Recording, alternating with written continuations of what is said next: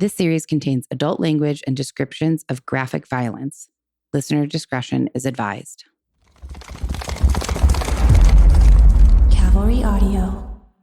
Welcome back to Death by Southwest, the show where each week we explore a different grisly murder story unique to the American Southwest. I'm your host, Margot Carmichael, and I'm here with my sister and co-host, Jenna Gerald. That's Jenna, which I said that last time and then I cut it out because, why do I need to be like, that's Jenna? Because you repeat a lot of things. I repeat everything you say. It's pretty annoying. I'm going to work on that. Today's episode takes place right here in the state where we both live, the Grand Canyon State. Arizona. There you go, Arizona. It's also called I forget, but my puzzle referenced it as the vacation state of America. And I thought, really? I mean, I like Arizona, but not to vacation. But maybe because I live here.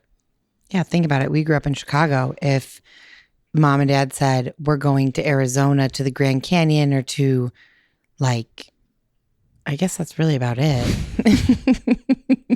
I'd say, it seems hot there. Yeah, that's true. That's true. But in the midst of winter in Chicago, maybe we would have welcomed it. Sure. Maybe not. Who knows? I don't mind the heat now. Kind of just, it's like you just get through it for a few months. Mm-hmm. You disagree? I do. Okay. Well, nonetheless, our story today takes place in Arizona, not in the same place that we live. We are in Tucson, and this story centers around the suspicious death of Adrienne Salinas, a 19-year-old college student from Tempe, Arizona, whose remains were found in a desert wash basin several months after she seemingly vanished from thin air in 2013. To this day, this case still has a frustrating amount of unanswered questions. So much so that investigators have never actually referred to it as a homicide investigation, but rather a death investigation. So no one's been a person of interest, but no one's been convicted. I guess I was going to say, well, you'll have to wait and see, but I guess I can say, yeah, no one's been convicted because it's not considered a homicide investigation. It's a death investigation. Yeah. So persons of interest, certainly, but no, well, that's all I'm going to say. I'm going to curb myself from oversharing here. I know that's rare for me. So before we get into today's story, let's talk a little bit about Arizona. And this story takes place in Tempe, Arizona. I'm not a huge fan of Tempe or Phoenix. And for listeners who might not be familiar with Arizona, let's see. We live in Tucson. Tucson is 60 miles north of the U.S.-Mexico border. So we're towards the very southern part of Arizona. Tempe, Phoenix, Scottsdale, Glendale, all of those places are about 2 hours north of us. So pretty much right in the middle of Arizona, right? Mm-hmm. Yeah. Central Arizona, yeah. And we are, 60 miles north of the Nogales, U.S. Nogales border. Yep, that's right. And Arizona's kind of weird. So I think we mentioned it last time, maybe not, but we just mentioned it now that we grew up in Chicago in the Midwest and moved out here when I was 18. Jenna was very, very young, 7. You were not. You were 14. And Arizona's a super interesting, weird place. And I want to talk about a few things about Arizona that do relate to our story today in one way or another. I'm not going to tell you how yet, but let's just chit chat about them a little bit. And it'll give people who aren't familiar with Arizona a kind of an idea of some things. I'm going to ask you to go way back into your 14-year-old brain. There. You're there. Okay, great. So before we moved here, did you know what a monsoon was? Absolutely not. Well, no, I had heard monsoon. I had never experienced a monsoon. And also monsoon, I believe, means something different depending on your location in the earth, in the world. My first introduction to a monsoon was Jumanji when it was the monsoon in India. Oh, that was a real monsoon. Right. You think that monsoons are different here in Arizona. A monsoon means something different in Arizona slightly than what it does maybe in India or other parts of the world. I believe the definition is probably the same. Mm-hmm. And also, I think something that's interesting and about podcasting and listening to yourself is that you recognize things that me repeat and kind of have a tendency to maybe overuse. I say obviously and ultimately all the time, way too much. And you say and also. Give me a little 30-second thing about and also, because I feel like people are going to recognize that you say that a lot. Sometimes I say but also, but what I'm trying to do is not say but, because if you say but, it kind of negates the first part of the sentence. So I say ba ba ba ba ba, but even but also, but the but kind of erases that, or like says that first part of the sentence isn't important. Yep. I remember you telling me that a long time ago. Okay, sorry, I took us a little off topic there, but a monsoon is defined as a seasonal change in the direction of the prevailing or strongest winds of a region. Monsoons cause wet and dry seasons throughout much of the tropics. They're most often associated with the Indian Ocean, and they always blow from cold to warm regions. So that definition still lands true. Mm-hmm. Even if we're not in the most common area near the Indian Ocean. So monsoon season in Arizona is rainy season, serious rains, and they're often short and intense. What percentage of total annual rainfall do you think comes from monsoon season in Arizona? In that 2-month period? Yeah, 2 to 3 month period. 42%. No, let me back up. 57%. Wow, you went the wrong way. Shit. You were close to the first time and pretty close. Arizona receives 31.5% of its total annual rainfall during monsoon season. How many lightning strikes do you think happen during a typical monsoon? In that 2 to 3 months? No, one monsoon storm. 27. 500,000. What? Wow. I know that seems unrealistic to me. Maybe we should fact check that one. So what can monsoons cause? Fires. Oh, what? So a huge rainy storm causes fires? Would we because just of because the lightning strikes and hits trees and stuff. Yeah, that's what started some of the biggest ones on Mount Lemmon. Oh, interesting. Okay, what else can it cause is what you're asking? Think about we were driving home from picking you up from the airport in Scotland. Oh, haboob. There you go. A haboob. Monsoons typically cause dust storms, which here are called, well, maybe everywhere, I don't know, haboobs. It's common to see a wall of dust that reaches hundreds of feet into the air. And these high winds are caused by a thunderstorm and lift large amounts of dust, creating an intense dust storm, also known as a haboob. Which doesn't sound like, a dust storm. It can be mild, like anything, mild, medium, or intense. Sure. But there's some that you have to put on your headlights. You have to pull over. You can't see anything. Yep. It is like tan, brown. Like a whiteout, but brown. Yep. Yeah. And we're not talking about alcohol, a brownout.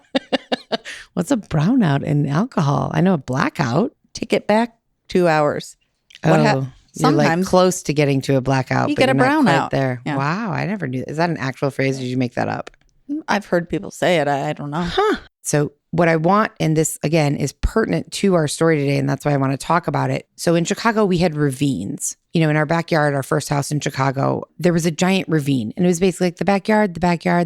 And then there's a significant drop off. It goes very downhill. Maybe there's a little water at the bottom and then quickly comes uphill on the other side. It's like a ravine. I don't know what else to call it. A ravine. Right. It's where the water rushes through something time after time after time again, right? And makes a groove in the land. So in Arizona, and I'm assuming other parts of the Southwest, but at least I can speak to Arizona, there is something called washes. Or what I learned today is it's actually called a wash basin. So a desert basin is a low-lying area surrounded by land of a higher elevation that receives less than 25 centimeters of rainfall per year, which seems strange to me. Well, and when it receives more or maybe more, then it's a river. It runs. Yes. Okay. So that was something that was new to me and happens here frequently during monsoon season, is that when we get those crazy rains, the washes fill up with water, and the water is flowing quickly, like a running river, honestly. And just as quickly, because we're in the desert, a day later, it can be totally empty and dry. So it looks like this like whitewater rafting river one day, and then the next day it's just sand and emptiness. It's super weird. So even if we get slight monsoon. Typically, the mountains around us get a lot of rainfall. Right. And then the 3 runoff. days later, the runoff from the mountains comes down, and that's where it all lands into the various washes. Dad said when we first moved here, he was bike riding along the Rito. So the bike path exists at the highest elevation of the wash. And then there's a big drop off down from there. He stopped and he was just kind of looking up and down the wash. And all of a sudden he was like, what is that? And he's looking up the wash and he sees water. Waves of water pummeling down the wash. And he said he started snapping pictures like as it's coming because right in front of his face, it's dry. It is just a sandy basin. And then, 50 feet up this way, there is pummeling water through this wash, rushing and then filling the wash. And he said it was really the coolest thing he ever seen. But do you know what that's called? What he experienced? No. Which many people in Arizona die of. A flood?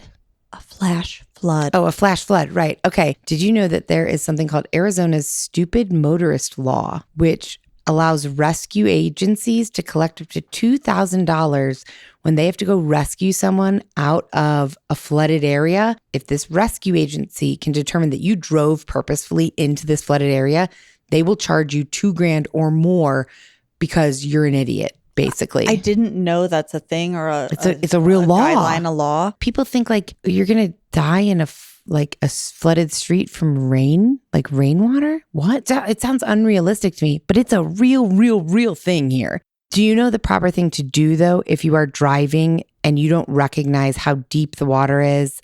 Like, what do you, and you kind of like get stuck or you feel like you're going into too deep of a water. What do? You try and reverse? No, either drive really fast, but if you're stuck already, don't drive. You won't go anywhere. But if you get in there and it's like the water gets into the whatever pipe and you can't go anywhere, what would I do? I would get out of the car and go on top. Well, maybe I wouldn't. Roll up the windows, turn off the engine so it stops sucking water in the pipe. Ooh, that sounds smart. Okay, what's the answer though? If you get caught in a flood, stay in your vehicle if the water is moving quickly. If the water isn't moving quickly, abandon your vehicle and move to higher ground. Swim. Yeah, that seems like good advice. So the other thing about monsoons, the last thing about monsoons that I think is super interesting is that, well, first of all, people collect tons of rainwater here, which I've never saw, obviously, in Chicago. Like people have giant barrels. You collect rainwater. Like every time there's been a monsoon, Mark's been like, I got to put my buckets out and like collect the rainwater. That's a conscious human being here in the desert. One, because that's true. Also, you can get a tax break here if they actually install like a big water thing. Another benefit of catching rainwater and then watering your plants, your garden, is it's ionized from if it's been lightning. Oh, wow. So that was a lot about Arizona and weather patterns in Arizona, but I promise you it relates to our story today in some kind of way. We're going to come full circle with this initial conversation about Arizona. And there's obviously way more about Arizona that's interesting, but this, like I said, is pertinent to our story today. And our story today, it was a while ago that I mentioned it. So let's revisit that. It's about the death. I'm not going to say murder because it is still not deemed a murder, but the death of Adrienne Celeste Salinas. Don't miss what happens next in today's episode. We'll be right back after a short message from our sponsors.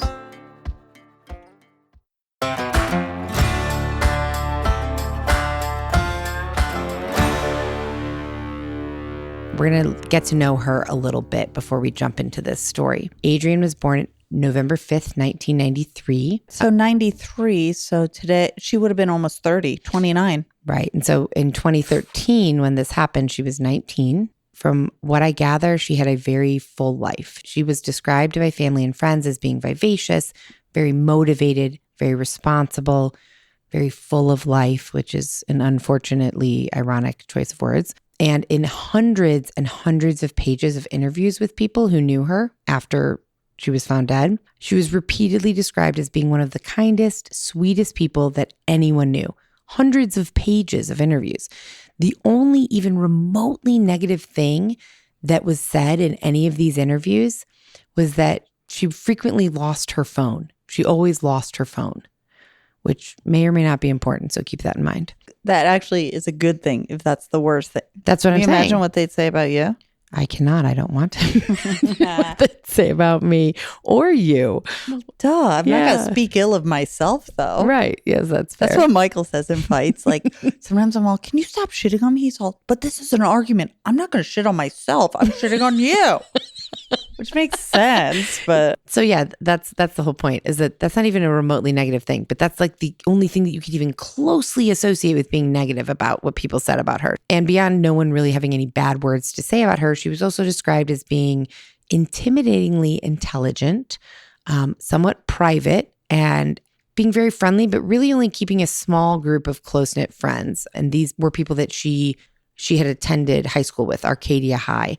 She had recently moved in with two of these very close friends from high school, Shani Duggan and Rebecca Flores. She also had a boyfriend, Francisco Arteaga, who was often referred to as Fran. I say boyfriend, but there is some discrepancy in a lot of the research that I did as to, was he her boyfriend? Was he not? Because there's no question that the two of them were super, super close. They had known each other since 8th grade. I believe they went to prom together one year or something. She even slept over at his house frequently. Like, they were together all the time. But in a couple interviews, he claimed that they were kind of in an open relationship. There was no official label wasn't on defined. it. Right. But Adrienne's close friends said that she wanted it to be defined, that she wanted that label, or at the very least, she wanted to know that at some point in the future, that label would be there. They would be official. Her friends in an interview said that she went, when they would go out, she would get hit on. Guys liked her. They had an interest in her, but she only had eyes for Fran. Whether it became official or not before her untimely death is unclear. But just keep all of this in mind as we move through this story. So Adrienne was a college student attending classes at Gateway Community College with dreams of attending Arizona State University and one day becoming a journalist. She also had a job, but had recently had to take some time off due to coming down with valley fever, which, for those people who are not familiar with it, valley fever is a disease that happens when you spend time in the desert. It gets into your lungs and causes an infection. Fungal infection. Fungal infection, that's right. And you're familiar with this right now? My dog has it, and it made him lose a lot of weight. We're on, I think, month 3 of medication, and he's finally stopped coughing, vomiting, excuse my language, shitting, and he's gaining his weight back. It was a little bit touch and go. Yeah. Yeah, it was. Poor little pilot. So Adrienne came down with valley fever, and she was actually hospitalized and had to have surgery on her lungs due to the valley fever. And at the time around her death, she was still recovering from this surgery. She was close with her family, especially her dad, Rick Salinas. I saw a lot of interviews with him. He said that they spoke on the phone every single day. And even though she was an adult with a full life, she was kind of just starting off. She had just moved into this apartment, was living on her own. She always made time each week to go to dinner with him or go to the movies or spend quality time together. He said she was daddy's little girl, which I loved the way he talked about her. It was super sweet. And I hate that phrase and saying, it really rubs me the wrong way.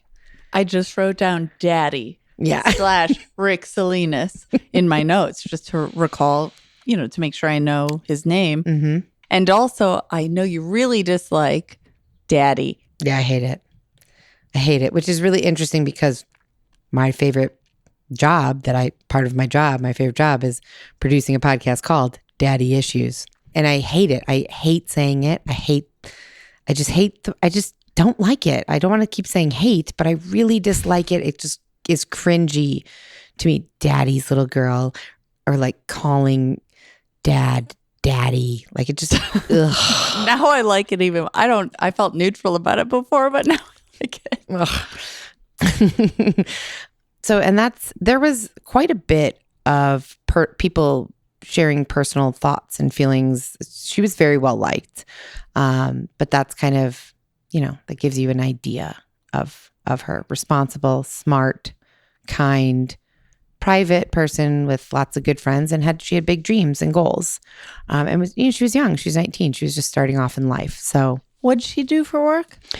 She went to school? She went to school at community college, trying to go to ASU. Right. And it didn't specify what her job was. Well, she had a she job. Didn't. No, she had a job, okay, because it said she had to take time off for the valley fever. What did she do for fun? That I didn't come across. Damn it. Yeah, write it Trying down. to get to know her. I know she had a dog and several cats. That's something? Yeah, she liked animals. I mean, she wanted to be a journalist, so I'd imagine she was a reader, a writer, fan of the news, current events, things like that. Right? I also, in my undergrad, was going to be, when I went to Flagstaff, my first major was journalism. I had no interest in it. It just felt right. It just felt, or not right. It just felt easy. Like, I don't know. I have to land on something. You know what my major was at U of A? Communications. Pre-law. I would have been a great lawyer. I don't have the discipline to go through law school. Well, also, actually, U of A is a really hard law school. Not undergrad, but law school to get into. I'm not saying you couldn't have. If I was a different human, I could have.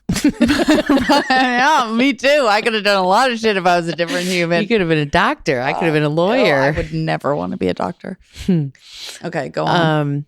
Okay, so that's Adrienne. You know, again, the whole podcast is not about getting to know her. It is about this murder story.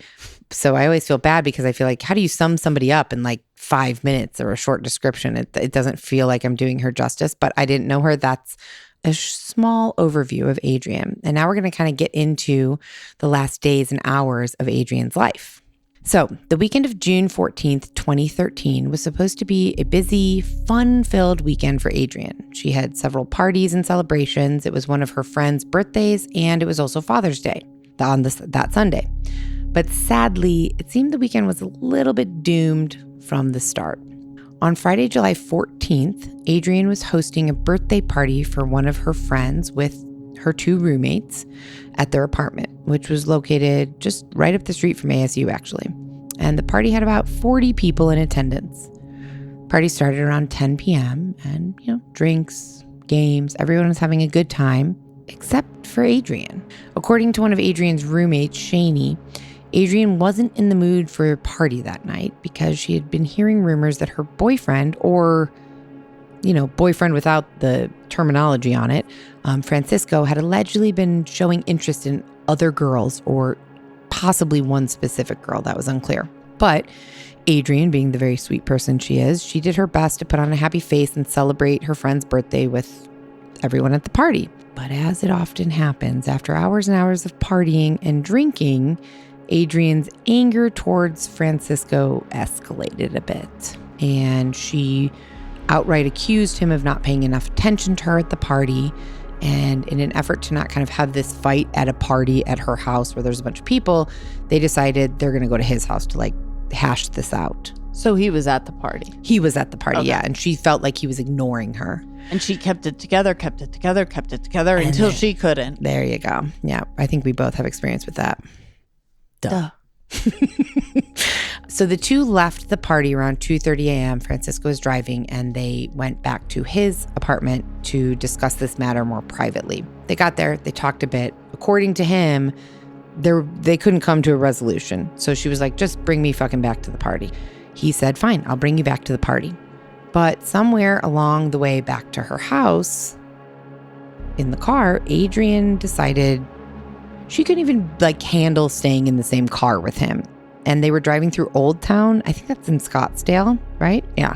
It's a lot of bars. Yeah. It's kind of, I don't mean ritzy, but that's the first thing that came to mind. It's not ritzy. It's just Bar heavy. Bar heavy, and also kind of, it's not like 4th Avenue here. It's like nice bar It's heavy. nicer. Yeah, it's a little bit fancier bars. But it's, a lot of stoplights, a lot of traffic, especially around that time, 2 o'clock-ish, when the bars are closing and everybody's trying to get home. A lot of cops.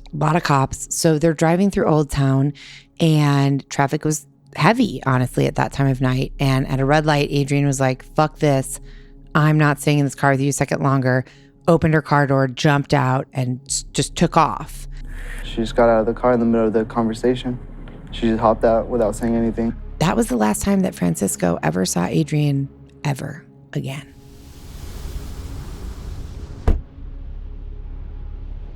Which, you don't pull over and He was at a stoplight.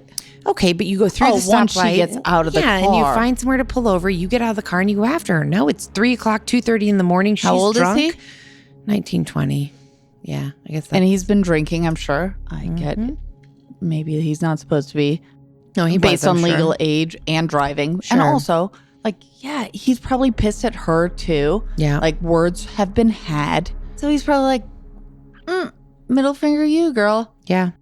So even though Francisco didn't chase after Adrienne, he did call her roommates and ask them to make sure that she got home okay. Supposedly her roommates, who were still at the party partying it away, went out looking for her, found her, and tried to bring her home. And apparently she took off again. She didn't even want to stay with them. She ultimately ended up back at her apartment where the party was still going strong. According to a few partygoers, she had a few drinks once she got there, but she was still clearly upset about Francisco and decided she was going to drive herself back over to his place, even though she had been drinking. So a few of these partygoers claimed that they tried to stop her, telling her, you've been drinking, please don't drive. A lot of other partygoers claimed they didn't even notice that she was there. Either way, she grabbed some clothes, put them in a bag, and took off. One person at the party claims that she peeled right out of the parking lot. That's the last time anybody at the party ever saw her. And if you remember, I said when she hopped out of Francisco's car, that's the last time he ever saw her. So she never made it back to Francisco's that night. And based on the bizarre series of events that occurred after she left her house, investigators were led to believe that foul play was involved at some point in the rest of this night. So at this point, it's about 3:30 in the morning, the early morning of Saturday. You know what time that is. The devil's hour? Ding, ding, ding. From 3 to 4, the devil's hour, yep. So it was about 3:30 and she left her house and was going to go to Francisco's. During this time, she called him 37 times, none of which he answered. And then at 3:44 in the morning, a call came in to 911. 911, what's your emergency? I just wanted to report the white Taurus-looking vehicle. They were going around the curb and hit something and then just had 2 flat tires. Apparently, Adrienne, as she was driving to Francisco's, calling him 37 times, I imagine frantically, she hit the median, which caused the 2 tires on the left side of her car to pop. So somebody saw this happen, called 911, and when investigators arrived at the scene, Adrienne and her car were gone. Investigators later stated that they believe after this minor accident, Adrienne attempted to then drive her car back to her apartment, but was unable to make it and ditched her car about a block from the home because you're driving with 2 blown out tires. It's hard to do. On one side. On it's one not side. even one and one diagonally. Yeah. Ooh. Yeah, she drove as far as she could on those tires, ditched her car, and walked the rest of the way back to her apartment to change her clothes and drop off her car keys. And then she leaves the apartment, gets back on her phone, and starts calling Francisco again. And surprise, surprise, he doesn't answer. A decision that I would imagine he's seriously regretting nowadays. Maybe it also wasn't an active. Maybe he went home and went to bed. That's true. He may have passed maybe out. An active decision. That's completely fair. But she left him a message or sent him a text. It's unclear, saying that she would be at his house by 5 a.m. She's coming back over. But she had no car, and Francisco wasn't answering to drive her. So she called a cab. The cab said he'll pick her up at the AM/PM gas station a half a mile from her apartment, which is super confusing. There's a lot of questions there. Like, why not just pick her up right in front of her apartment? Why would she say pick me up at the gas station a half a mile away? What's your first thought? My thought is that she was embarrassed that she crashed her car, and maybe there were people still at the party, or people or her roommates, or maybe she just didn't want anyone to see her getting picked up by a cab. And because they'd say, where's your car? Exactly. It would raise questions. That's the only thing I can think. Okay. My first thought was, I forget my first thought. Oh, this was my first thought, which is stupid. This isn't it. But her 2 roommates plus her are underage. Mm-hmm. And so I don't know. That's maybe true. A little paranoia about the drinking and stuff. Yeah, but she's been drinking for a lot of hours at this point. Is she that privy to is she thinking that clearly? Yeah, I don't think so. But That's that was true. my first thought. Regardless of the reason of why she decided, and I don't know if it was her who said pick me up at the gas station a half mile away, or if it was the cab driver who said that. I'd imagine it was her. Either way, she never made it to the AM/PM. Video surveillance of the gas station from that night shows the cab pulling into the parking lot and waiting for her, but she is nowhere to be found on the footage. According to the cab driver, he spoke to her 3 times on the phone after she initially called the cab. But what happened after that last phone call is a complete mystery.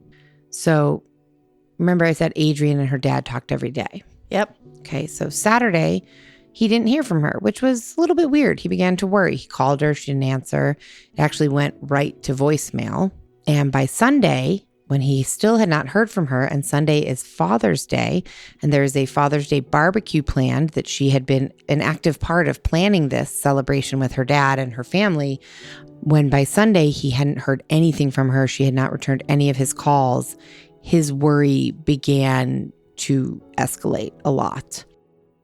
So he went to her apartment on Sunday to check on her, and when he arrived, the door was unlocked. Oh, that's always a bad sign. Now, she has roommates, but they weren't there at this time. So her dog and her cat were inside, but no Adrienne. So now he was panicked. She's not answering his calls. She's not at her apartment. So he began calling her friends. So he called the roommates. He called the roommates. He called other friends. He called Francisco. He called everybody that he could think of that might know. With each call he made, his heart sank a little bit deeper and deeper because every friend had the same response. They hadn't heard from or seen Adrienne since late Friday night, early Saturday morning. So at this point, he was full-blown panicked, and he called 911. 911, what's your emergency? I said, my daughter's missing. She's not a runaway. At that point, our officers actually started doing a canvass of the area. Adrienne was officially reported missing on June 16th, 2013, Father's Day. Police quickly showed up to her apartment along with friends, family, and her boyfriend, Francisco, who also claimed that he hadn't seen or heard from her since late Friday night, early Saturday morning when he dropped her off back at the party after tried to drop her off back at the party when she escaped Hopped his out. car. Yeah. So police were canvassing the area, talking to everyone, which seemed a little strange to me because I guess that's 24 hours missing, but isn't it usually longer to report a missing 48, person? I thought. Yeah. So, she technically was missing from early Saturday morning, and this is just Sunday now. And I'm not saying that that's not cause to worry. If I didn't hear from you, we were together and I didn't hear from you until, the next day around lunch, and still hadn't heard from you, I'd be concerned. So on Sunday, on Father's Day, after the police report has been, he's filed a missing persons report, Rick, Adrienne's father, and her boyfriend-ish, Francisco, decided to retrace her steps to the best of their knowledge. What they knew, how her night went, they were going to try and retrace that. So Rick began walking around her neighborhood, starting from her apartment. And after a few minutes of walking around the block, they noticed her car parked on the side of the road, and upon closer inspection, discovered the 2 flat tires and a dented fender. Rick said that this is when the reality that she was really missing and something was wrong hit him pretty hard. He really broke down. In the days and weeks following this, he searched tirelessly for Adrienne. Missing signs were all plastered throughout the neighborhood that said, Adrienne, 19 years old, missing from the area of 5th and Roosevelt between the hours of 2:30 a.m. and 4:30 on Saturday. If you've seen her or know of her whereabouts, please call. You don't want to miss what happens next in today's murder story, so don't go anywhere. We'll be right back after a short message from our sponsors.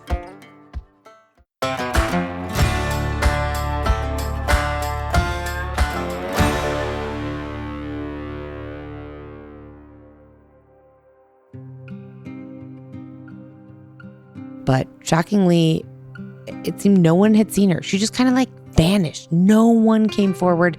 Police interviewed all 40-ish people at that party. No one had seen anything, heard anything, nothing. And obviously Rick, he didn't seem to think that the boyfriend, Francisco, was a suspect because, they partnered up to walk around the neighborhood and put up missing signs and things like that. But investigators weren't so sure. They definitely looked at Francisco as a suspect immediately. He underwent 3 different lie detector tests, and they questioned him multiple times, interviewing him extensively about that night, about his relationship with Adrienne, and specifically about the trouble that they had kind of recently been having, the arguments and stuff that they had had. And so at this point, Francisco, the boyfriend, is kind of a target suspect because there are no suspects. Nobody has anything bad to say about her. She didn't have any issues with anybody. Nothing really pointed the police in any direction except for the boyfriend. And in an interview that I saw with one of the main lieutenants on this case, he was saying, it's really a lot more rare than people think that when someone goes missing or is murdered, it's much more rare that it's just a random killing, a random kidnapping. It is much more prevalent that it is someone in your life, someone you know, someone you have a problem with, someone you're close with even. I'd imagine, I have no idea, I don't know the stats, but I'd imagine even much more so someone you're romantically involved in with. Police also interviewed Francisco's roommates, who all said that he got home sometime between 3 and 4-ish a.m. on that early Saturday morning and went to bed and was asleep in his bed when they woke up and went in the morning. He was trying to, I guess, get a hold of Adrienne that morning, couldn't, and was frantic, distraught, crying. And police seemed to feel that the roommate's story and Francisco's story, it was all true. So he was never officially named as a suspect. So now who are they going to look to? The cab driver. Yeah, that's right. So they looked to the cab driver, the one who was supposed to pick her up. His name was Tom Simon Jr., the son of Tom Simon Sr., who his dad owned the cab company. As they started looking into him, they realized that there was some reports made about his behavior in the past, in recent times, and that it was suspicious and weird. Several women that he had driven in his cab had made reports that when one woman in particular said when she was driving in his cab, he was telling her a weird story, and then he pulled over and got out and pulled a hacksaw from his trunk. He didn't harm her, but he just showed her this hacksaw. Weird. Another passenger said that he freaked her out. She thought there was something wrong with him and that he was a very odd guy. In another reported incident, someone called in a tip and mentioned that a woman was heard screaming in his apartment late at night, but they never found anything. Nothing ever came of that. But at this point, police decided to put Tom Simon Jr. under surveillance. And so they were watching him, and they noticed pretty soon after they put him under surveillance that he started making something, I never heard this before, called heat runs, which apparently it's like he knew he was being followed. So instead of like, this is his regular cab fake route. runs. Yeah. He was making erratic turns. He knew he was being followed. It was like he was trying to lose somebody. They eventually showed up at his house, and this is what happened. On June 25th, Detective Akey went to Tom Simon Jr.'s house to try and get him to take a polygraph. Can we just knock that out? I can give you a ride. I don't want to do it, man. Why is that? Why wouldn't you want to? Because I don't trust those things. I don't know. The lawyer said not to. What lawyer? I personally don't care. I just, well, I didn't think the lawyer said not to because, and not to talk to you guys anymore. And not to talk to us? Yeah, because you're really hassling me at this point. No. I was a hard worker. A lady called me. I went there. She wasn't there. End of story. If you guys don't believe it, go get a warrant. Take me to jail.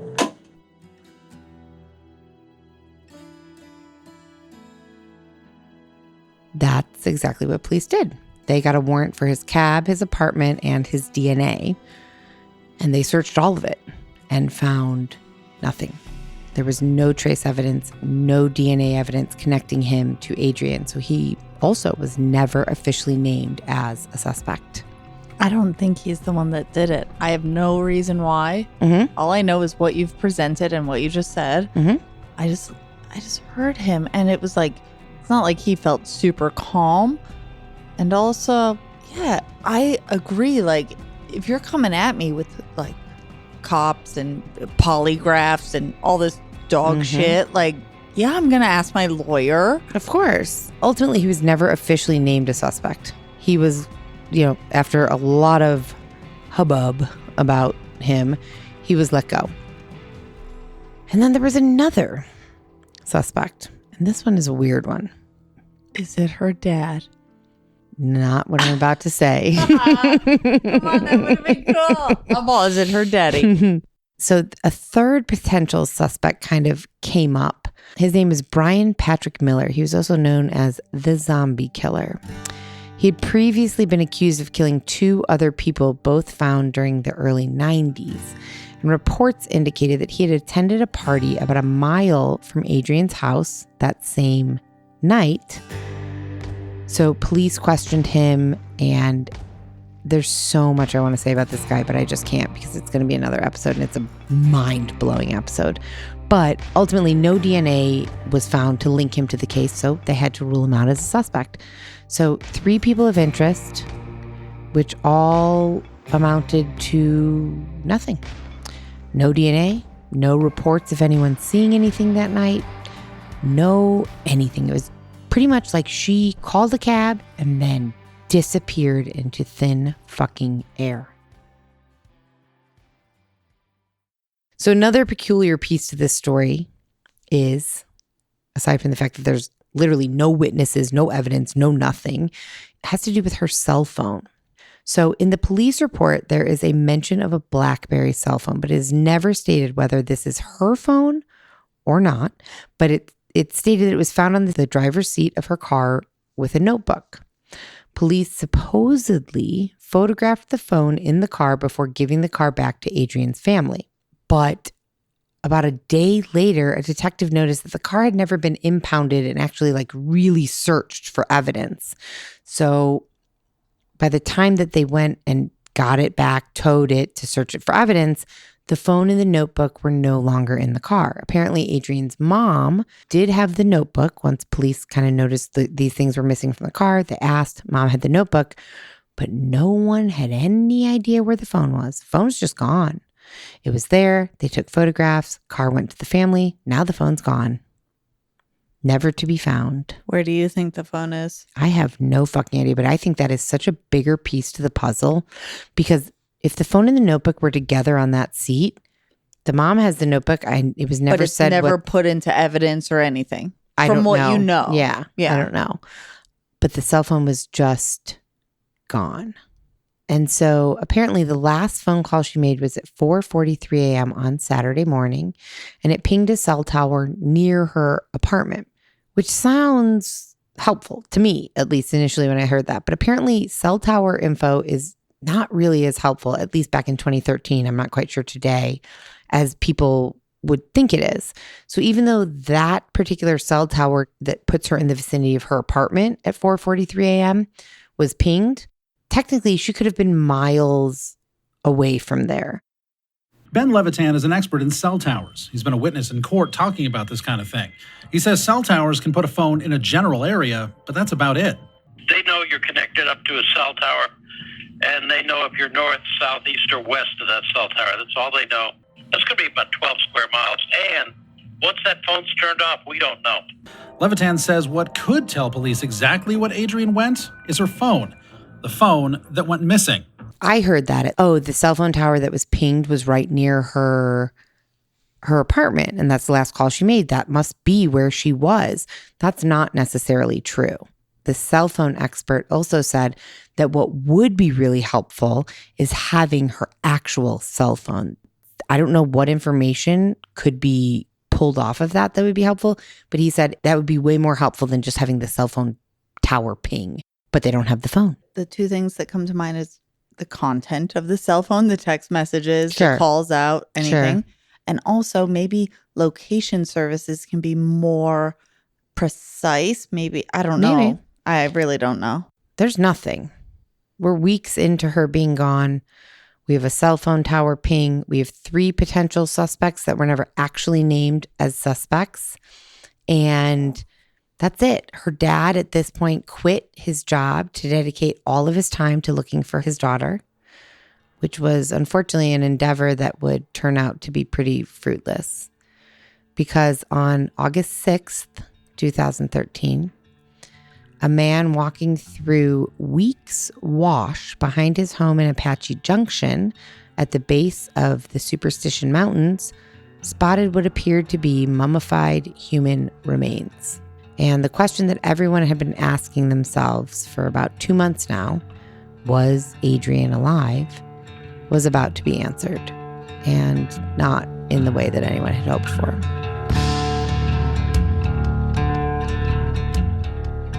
So Lieutenant Alan Akey from the Tempe police was the first detective that was assigned to this case. And he said that when they found these remains, they found a bracelet nearby, which kind of immediately put off something in his brain for some reason. He thought, this might be Adrienne. But he was holding out hope that it wasn't. Unfortunately, that hope was immediately quashed when DNA results confirmed that the identity of the remains were, in fact, Adrienne. It was essentially just a skeleton, and not all of a skeleton either. Curiously, the cause and manner of death were never determined from these remains. So the autopsy report, goes through, and I have the autopsy report actually, it goes through all of these different bones, specific bones in her body, but very specifically does not mention her hands or her head. So for a long time, authorities would not confirm or deny that. The autopsy report was not released to the public. And of course, things get leaked. People find things. And that became a question. Why isn't her head or hands mentioned in this? And authorities refused to elaborate or comment on this at all because they claimed it was part of an ongoing investigation. Her poor dad, this is a quote that he said, he remembers the moment he got the call. He said, "I think I put my feelings aside and had to face the challenge of telling everybody. I kind of felt like I was going to faint or something. I was at my parents' house. I was outside and I had to walk in and tell them that she's gone. And then I had to hear the cries of my parents." So the detectives on the case said that the thought is that she was buried in a shallow grave upstream a little bit.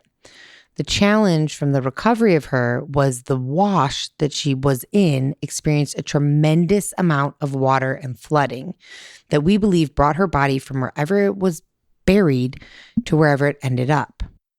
And this was a huge issue in this case, is that they couldn't determine exactly where she was buried. That created huge challenges. There was no crime scene. Her body was ultimately found about 30 miles from her neighborhood. The detective said, as a homicide detective, you want to process a crime scene. In this case, we didn't have a crime scene in Tempe. And then in Apache Junction, the recovery area, we didn't have the actual spot where the body was prior to where it was recovered from. She was definitely moved by the water, but it was hard to say how far she moved. We're still looking for her cell phone, so that's outstanding.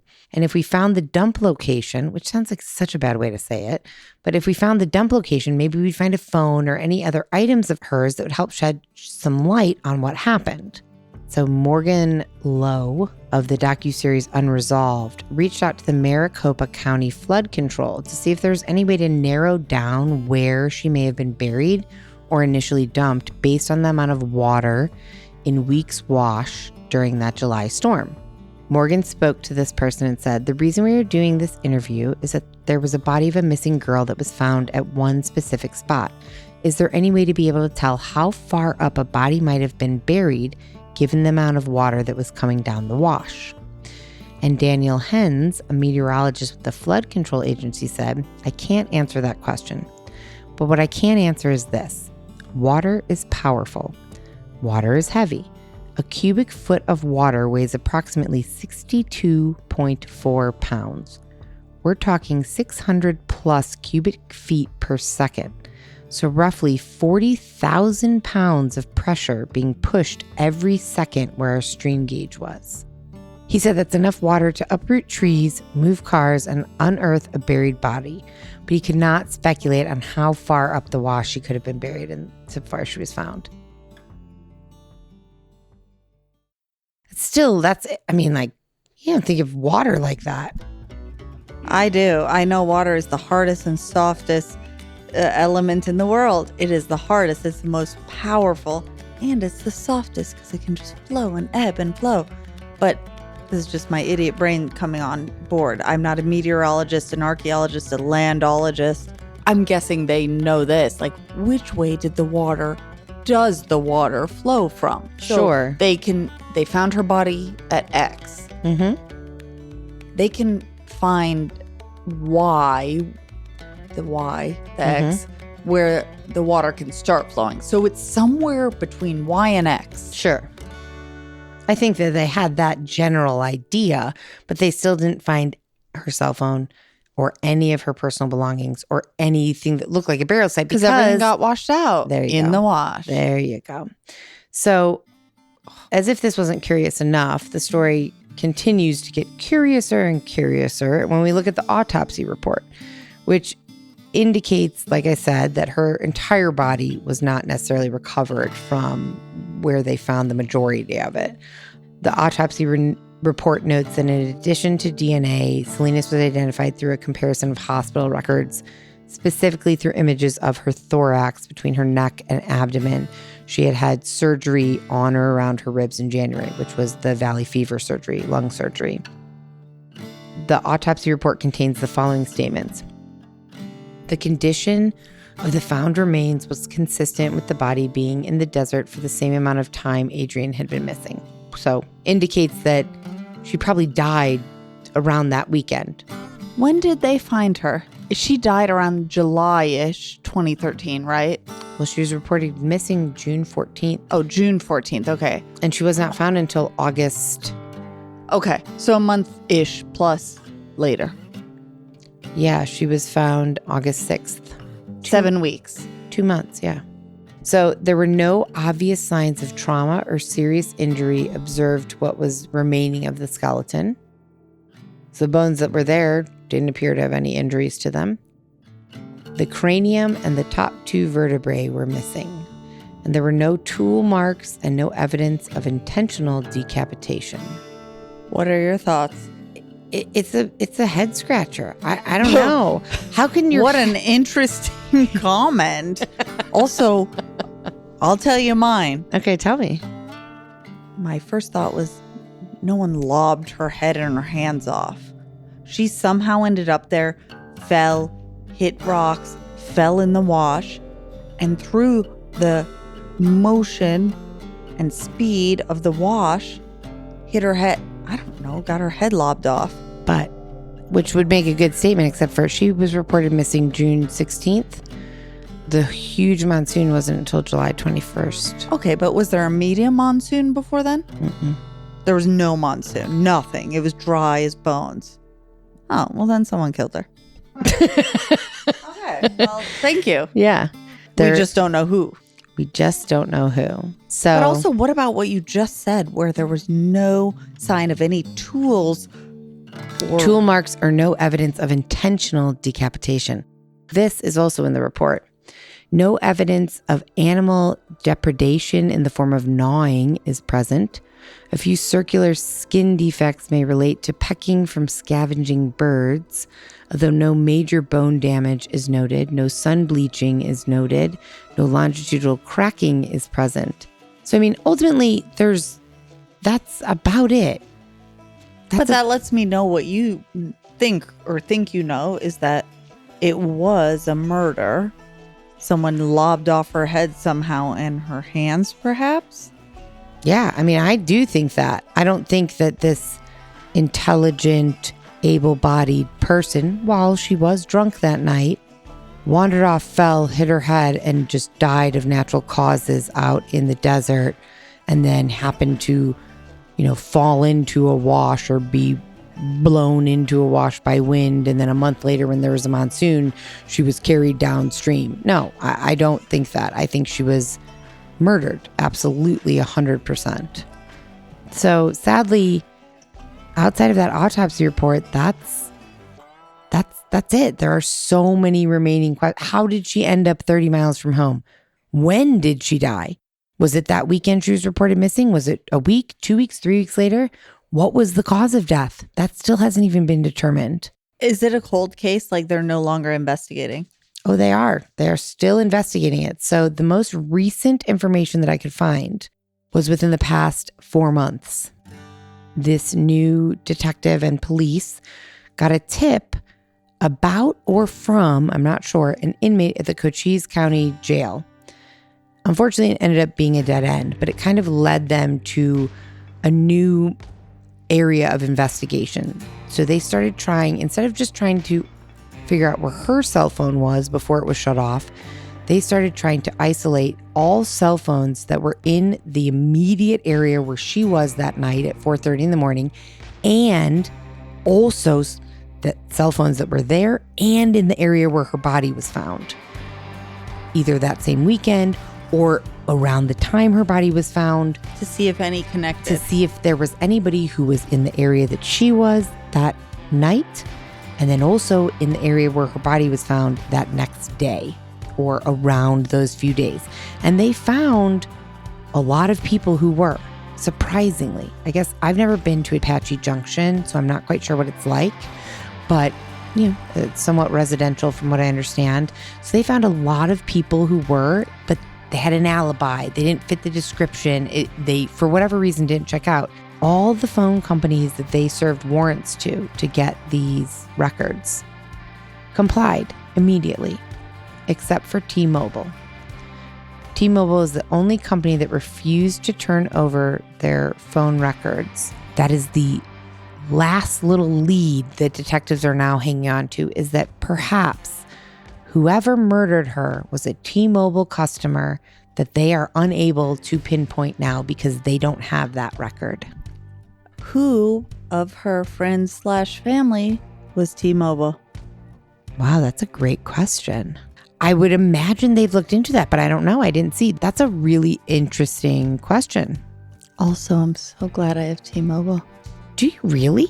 Yeah, I used to have Sprint. It turned into T-Mobile. T-Mobile bought it. T-Mobile sounds shitty.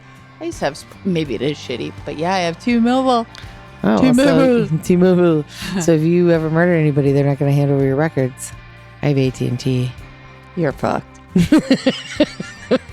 So they have nothing. Nothing.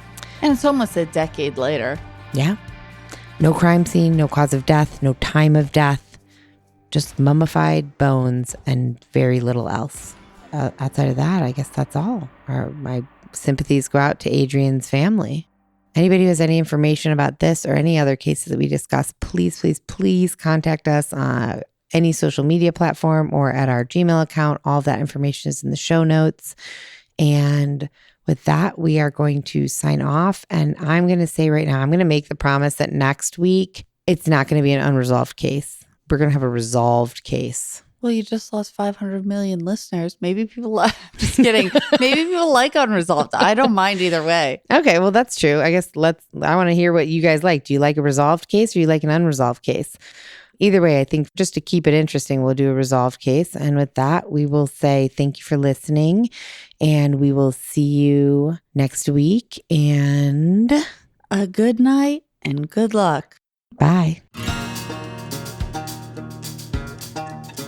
And if you want to see pictures of the victims, the murderers, and any additional related images, head over to our Instagram right now. Our handle across all social media platforms is death, then the letter X, and then Southwest spelled out. So DEATHX SOUTHWEST.